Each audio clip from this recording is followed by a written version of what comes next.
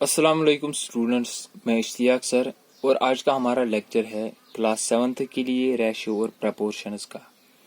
ये रेशियो और प्रपोर्शंस का 5वां लेक्चर है। तो क्वेश्चन नंबर 17 तक जो हमने है वो कंप्लीट किया है। अब क्वेश्चन नंबर 18 का है।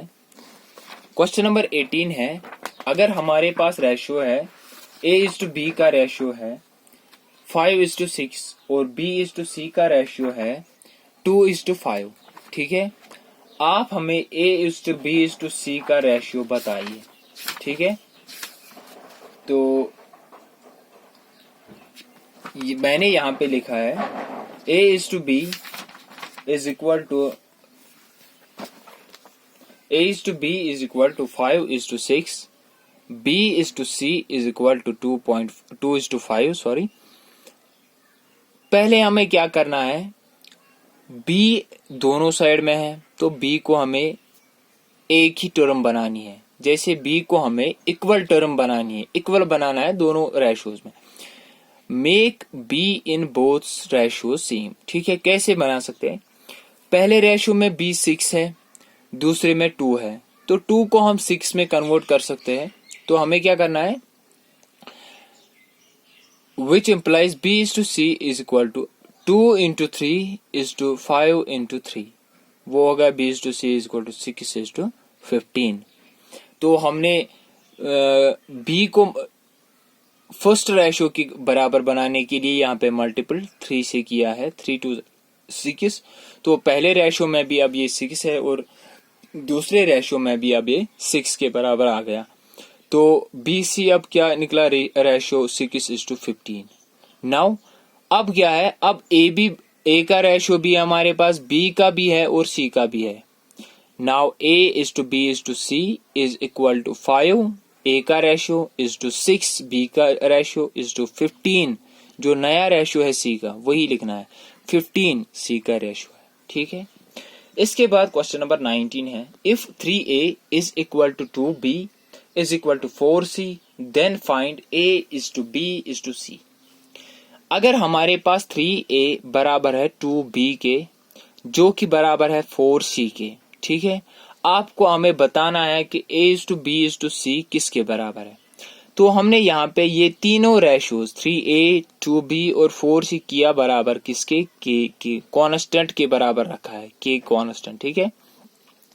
विच इम्प्लाइज A किसके बराबर होगा, फिर A अगर हम सेपरेट करेंगे इनको, 3A के बराबर है तो A is equal to K/3, 2B के बराबर है, B is equal to K/2, 4C के बराबर है, that means C is equal to K/4। Now ratio A is to B is to C is equal to K/3 is to K/2 is to K/4। Since यहाँ पे जो ratios है वो fractions में है, तो हमें क्या करना है, इन फ्रैक्शंस को हटाना है। कैसे हटाएंगे, हमें यहाँ पे डिनोमिनेटर सेम बनाने हैं, वो तो वो तो ये अलग अलग है, तो सेम कैसे बनाएंगे। तो हमें क्या करना है, हमें इन तीनों का एलसीएम देखना है। Since ratios are in the fraction, therefore we have to find LCM of 3 to 4। यहाँ पे जब मैंने एलसीएम इनका किया, that means LCM of 3 to 4 is equal to 2 into 2 into 3 which is equal to 12। अब हमारे पास एलसीएम जो है वो 12 निकला है, तो इस 12 को मल्टीपल इन तीनों रेशियोज के साथ करेंगे। Now multiply all ratio terms by 12। K/3 into 12 is to K/2 into 12 is to K/4 into 12।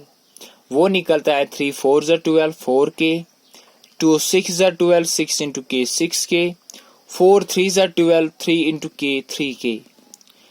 अब A is to B is to C is equal to 4K is to 6K is to 3K। K आप हर जगह पे cut कर सकते हैं, तो A is to B is to C किसके बराबर आता है, 4 is to 6 is to 3। अब क्वेश्चन नंबर 20 है, Tanay divides the collection of 253 stamps between his two sisters Shamali and Kia in the ratio 6:5। Find the number of stamps each of the sister received। तने एक लड़का है, उसके पास 253 stamps है, उसने उसको डिस्ट्रीब्यूट किया है अपनी दो बहनों के दरमियान, तो उनका जो डिस्ट्रीब्यूशन युस तेम तिमन बगरो मतलब बगरो, ठीक है, युस तेम तिमन सु बगरो विद्युत तमिक रेशियो छु 6:5। अब हमें ये बताना है कि हर एक बहन को कितना मिला है, कितने स्टैम्प्स मिले हैं।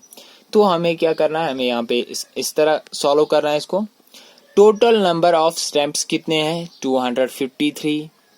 Ratio of stamps between Shamali and Keya is equal to 6:5। ठीक है, ये भी दिया गया है, क्वेश्चन का ही है। तो अब क्या करना है, हमें सम ऑफ रेशियोज, जो ये रेशियोज है इसका सम निकालना है। सम ऑफ रेशियोज कितना है, 6 + 5 which is equal to 11। Therefore number of stamps Shamali had, Shamali के पास अब कितने स्टैम्प्स है, 11 में से उसके पास 6 है, ठीक है। मगर ये 11 में से 6 कितने में से है उसके पास, 253 में। जैसे मैं ये बताऊंगा, इट इज 6 आउट ऑफ 11, ठीक है, 6 आउट ऑफ 11। इसके वन बह कशिर पॉइंट, यह कहो मंच तमिस 6, कहो मंचस 6, मगर टोटल कत्या टोटल 253, 253, इसलिए 6 आउट ऑफ 11 इंटू 253, ठीक। 11 इंटू 2 22, अब यहाँ पे 3 बचा है, 11 3 = 33, 6 इंटू 23, ठीक है, 6 into 23 is equal to 138 stamps. Shyamali के पास कितने हैं, 138 स्टैम्प्स। अब देखते हैं केया के पास। Number of stamps Keya had, Keya के पास कितने हैं, 5, 11 में से 5, लेकिन ये तो 11 ही नहीं है, ये कितने हैं टोटल, 253। 11 में से 5 है इसके पास, लेकिन टोटल कितने हैं, 253। That means 5 divided by 11 into 253। सीधे 11 से मल्टीपल होगा तो 23 निकलेगा। 5 into 23 is equal to 115 stamps. That means Shamali के पास 138 स्टैम्प्स है और केया के पास 115 स्टैम्प्स है, ठीक है। तो क्वेश्चन नंबर 21 जो है वो सेम ऐसा ही प्रोसीजर होगा। क्वेश्चन नंबर 21 के जो है, डिवाइड ए लाइन सेगमेंट 45 इंटू 3 पार्ट्स। हमें आपको क्या करना है, तीनों पार्टों का सम निकालना है, देखना है कितना है, कौन सा पार्ट कितना है, और 45 का, जैसे मैंने यहाँ पे फिर किया 5/11 ऑफ 253, वैसे ही आपको करना है। फॉर एग्जाम्पल पहला रेशियो है 5 उसका सम निकलेगा 7 3 10 15, 5/15 ऑफ 45, 5/15 इंटू 45, ऐसे ही आपको सारे निकलेंगे।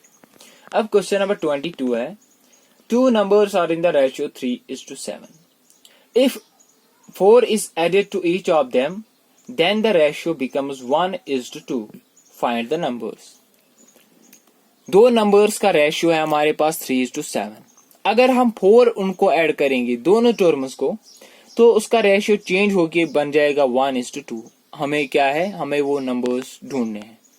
तो हम इसका ऐसे सॉल्यूशन लिखते हैं, ratio of 2 numbers is equal to 3:7.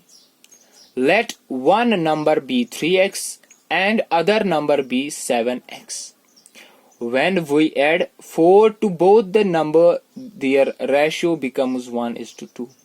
जब हम 4 दोनों नंबर्स को ऐड करते हैं, दोनों रेशियोज के दोनों टर्म्स को ऐड करते हैं, तो उसका रेशियो क्या बनता है, 1:2। दैट मीन्स 3x जो नंबर है उसको हम ऐड करेंगे 4:7x जो नंबर है उसको हम ऐड करेंगे 4, किसके बराबर आता है, 1:2, which implies 3x + 4 divided by 7x + 4। यहाँ पे ये रेशियो में है, मैंने डिवाइड ये फ्रैक्शन फॉर्म में लाया है। 3x + 4 divided by 7x + 4 is equal to 1/2 को 1:2 को 1/2 किया है, ठीक है। अब क्रॉस मल्टीप्लिकेशन करके ऊपर वाली टर्म का नीचे वाली टर्म के साथ, और यहाँ नीचे वाली टर्म का ऊपर वाली टर्म के साथ, 3x + 4 into 2 is equal to 7x + 4 into 1। 3x into 2 6x plus 4 2 ज़र 8 is equal to 7x plus 4, क्योंकि यहाँ पे इनका मल्टीपल 1 है तो कोई फर्क नहीं पड़ेगा। अब क्या है, अब जो ये यहाँ पे भी x है, यहाँ पे भी x टर्म्स को हम एक साइड में लाएंगे और जो कांस्टेंट टर्म्स है उसको हम दूसरी साइड में लाएंगे। 8 यहाँ पे मैंने 4 इस साइड में लाया, ये प्लस 4 है यहाँ पे, तो इस साइड में आएगा तो माइनस बन जाएगा। 8 माइनस 4 इज इक्वल टू, यहाँ पे 7x है, 6x मैंने इस साइड में लाया है तो माइनस 6x बन जाएगा। 8 minus 4 is equal to 4, 7x minus x is equal to 6, ठीक है। 7x minus 6x is equal to x, 4 is equal to x, और x किसके बराबर है, 4 के बराबर।